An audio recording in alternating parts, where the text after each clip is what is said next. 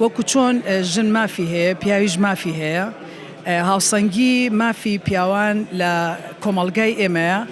جاری وایە هاوسەنگ نییە بەڕاستی ئەوە ژەکەوێتەوە سەر ئەوەی کە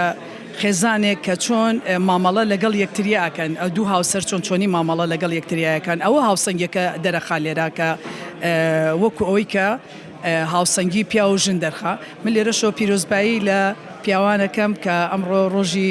جیهانی ئەوانە پیاو لە کۆمەلگای ئێمە ئەو پیا و سالاریی تایە بەس خێزانەکان هەنێ جار خێزانەکان ئەو هاوسەنگیە دروست دەکەن یعنی من پێ دەڵم لەوانەیە خێزانێک لەگەڵ خێزانێکی کەیە مامەڵەیان جیابێت ئەوەی هاوسەنگەکە دروست دەکات لەو حاڵەتەیە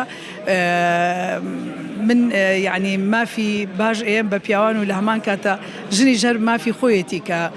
بتوانێت هاوسەنگی بۆ هاوسەرەکەی دروستکات دایەنم بۆ کۆمەڵی خێزان لەبەرەوەی هەنێ جار نەرمونیانی پیاو لە خێزانەکە تونگوتیژی ئافرەت دروست دەبێت هەنێ جاریش نەرمونیانی ژن بە پێچەوانەوە ئەو تونگوتیژی پیاو